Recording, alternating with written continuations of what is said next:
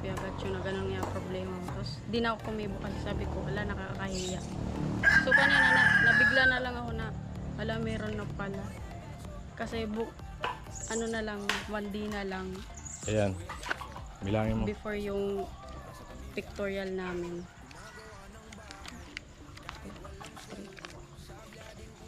For 165 yung ginawa ko ng for 170. So ayan.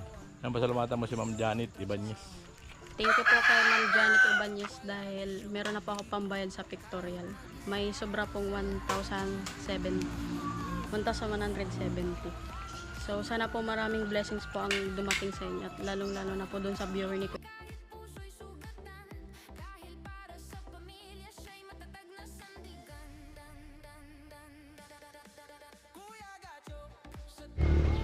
Ayan, good morning mga kaurits. Sa mga umaga at pinagpalang araw sa atin lahat, no. So kahapon nga ay natapos na natin itong bubong. Ayun, bubong ng kusina nila Katkat. So ang kulang na lang po ay flashing. So may pangkabit naman diyan. So maglaan na lang uli kami ng isang araw para makabit namin ng flashing, no. So ayan, so nabanggit ko dun sa vlog ko yung tungkol dun sa ni Katkat, yung pinoproblema nga na sa part ng kanyang pag-aaral, no, yung sa graduation. So inalam ko kay Katkat kung ano yun ay bali may babayaran sa pictorial na 3+. Ayan, no. So ayun, napanood ni Ma'am Janet. So good news. Yan, at nagtanong siya kung ano daw yun. So inalam ko kay Katkat, no. So ayun nga, sabi ni Katkat ganon. So agad nagbigay si Ma'am Janet ng 4165, nagpadala sa remittance. So ayan, abang-abang kayo dyan at i-claim natin yan mamaya hapon. Pupunta tayo ng Bato. So ayan mga ka-alright, no. Bali yan, para maibigay natin kay Katkat. At yung sobra daw ay hawakan ni Katkat para sa graduation. Sa araw mismo ng graduation ay meron siyang panggastos. Alright, so abang tayo dyan. Ayan, napakasaya. Ayan, maraming salamat po talaga, no, sa patuloy na niniwala kay Kuya Gatcho Official sa pagsuporta po ninyo.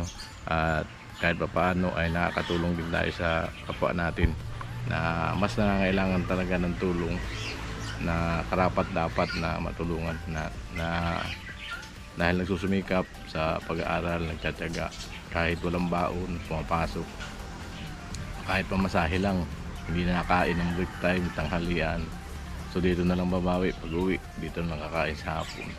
So grabe, bibihira na lang sa mga kabataan o estudyante na ganyan, no, na nagsusumikap para makatapos ng pag-aaral. Kaya super blessed po at napapansin ang katulad nila, at nabibigyan ng tulong ng mabubutihing sponsor na naniniwala din na makatulong sila sa kapwa na nangangailangan. So super blessed yan. God bless to all and I love you all. Kaya nabamang tayo. So yun nga mga ka-alright, bali yun nga, good news yung nakaraan na nabanggit natin sa vlog na ayun, problema si Katkat ngayon darating na graduation, na pag hindi siya nakapag-produce ay baka hindi rin masama sa pag-graduate, no. So ayun, at good news nga at may nakapansin at nagtanong si Ma'am Janet, and bali andimano nag-send siya ng 4165. Ayan, no. So hindi ko pa na-withdraw hindi ko pa na-claim, pero abunahan ko muna. Ayan, ibigay ko kay Katkat. So andito si Katkat. Ano masasabi mo at na Kala ko kasi walang tutulong, pero naiya din kasi ako sa'yo mag-approach. So sila kuya ang sinabihan kong gano'n. Tapos sinabi nila sa akin na sinabihan ko na ngayon si Kuya Gatcho na gano'n nga problema mo. Tapos di na ako kumibo kasi sabi ko, wala, nakakahiya. So kanina nabigla na lang ako na, wala, meron na pala. Kasi na lang, 1D na lang. ayan, bilangin mo. Before yung pictorial namin.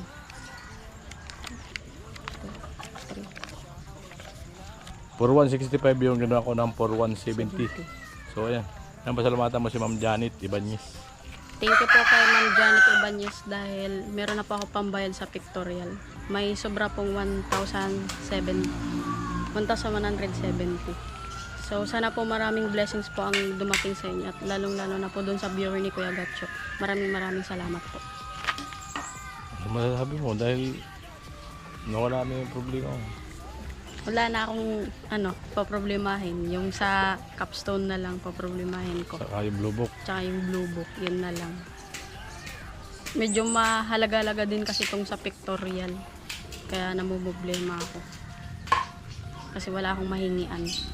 Feedback mo na lang kung magkano abutin ng blue book. Sige po kayo. Pag dating ng ano. Sige. Kasi may nagpapatanong din doon kung magkano abutin yung blue book. Magsasabi na lang po kay Kuya Gatcho kung magkano po abutin nung sa blue book. So maraming salamat po ulit doon sa nagpadala kay Ma'am Janet Ibanez sa pagtulong po sa akin doon sa pictorial sa 26. Medyo maaga din po kasi yung pictorial ko, alas 8 sa umaga. Anong pisang? 24? 24. Oh, 24, so 2 days siya 2 days magpipictorial na po siya.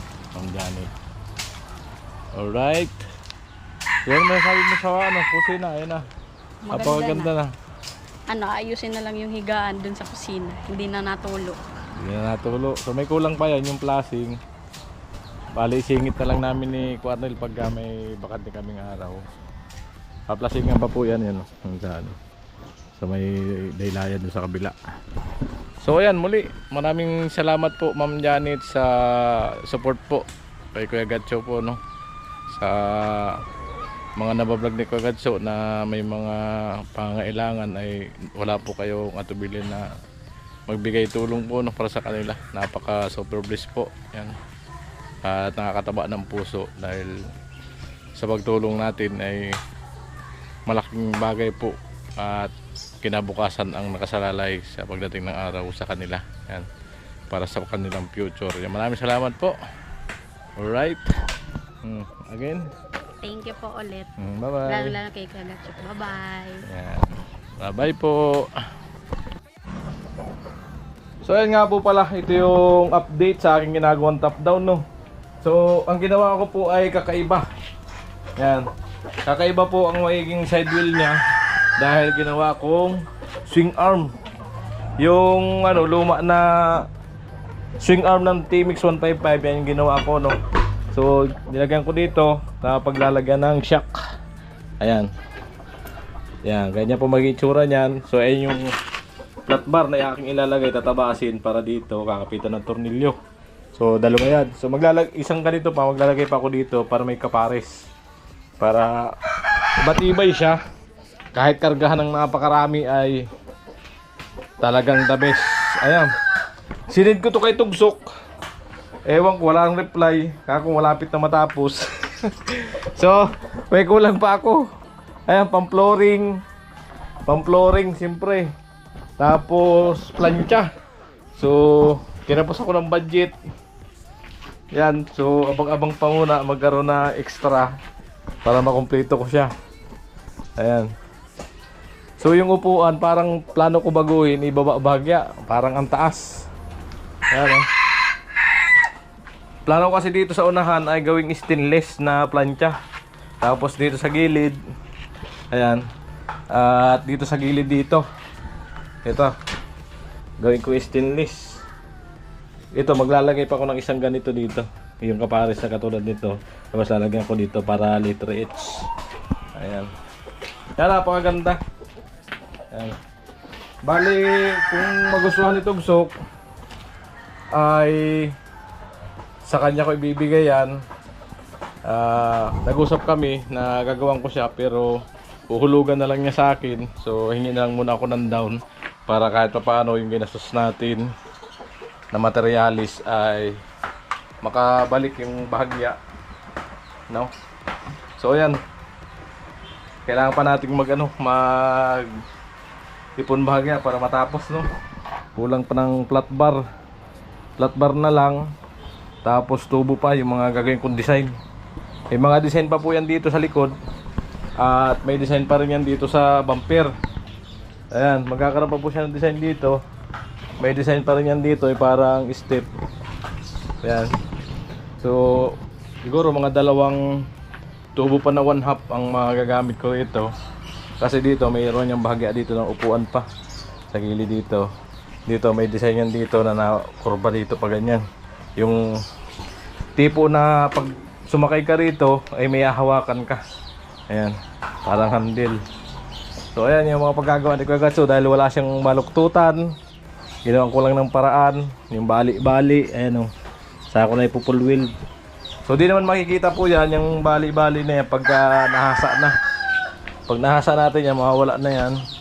Tapos pag napinturahan. So matibay din po yan kasi naka-full wheel po siya. Tapos ang bakal po natin ay schedule 40. Solid po yan lahat na schedule 40 na ginamit ko kaya napakatibay nito. Yan. Napakatibay nito pagka kahit kargahan ng napakarami ito. Talagang sureball. Kung hindi naman magustuhan ni Tugsok, plano kong isabit dun sa badya ko.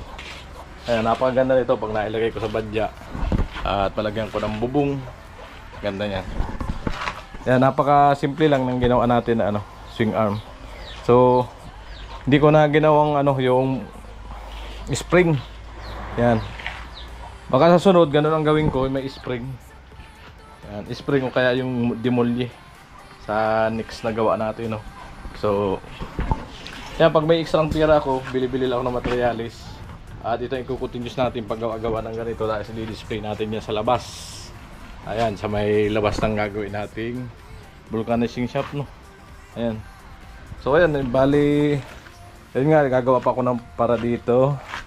Ayan. Ayan, lang ako ng tubo. Tapos tabasin ko na yung flat bar. Ayan. So ginagawa ko to pag may bakanting oras lang po ako pag uwi ko. Kaya na unti-unti. So hindi ko na nakuna ng mga video yung pagbuo-buo ko dyan. Ayan, at least nakita nyo na yung update sa aking top down. Ayan, yan upuan po yan. Pinakalawit na yan. Pwedeng umupo dyan. Back to back po yan. Bali 2 tao rito, 2 tao doon, 4. Tapos pwede pang maglagay doon sa unahan ng isa. So 5. Tapos back ride 2, 7. 7 tao ang kasya dito sa ating top down na ginagawa, no.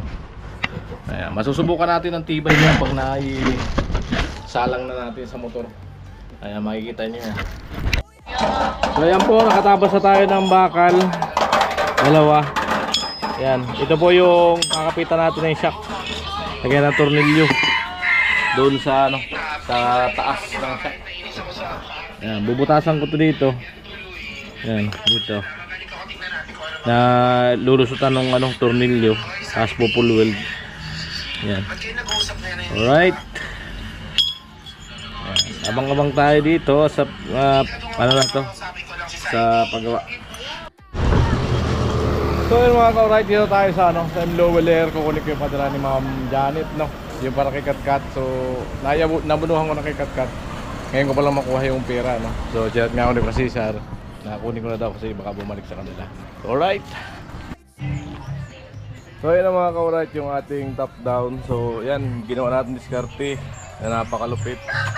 Yan, swing arm, double shock. Napakaganda ng laro. Ayan, papakita ko sa inyo. Ganda ng laro niyan. Papakita ko yan.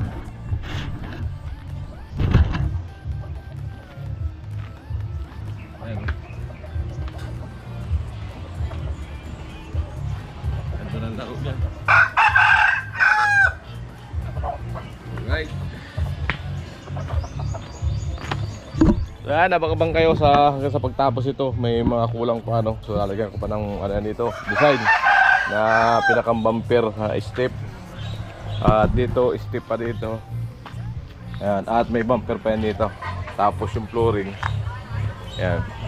Alright.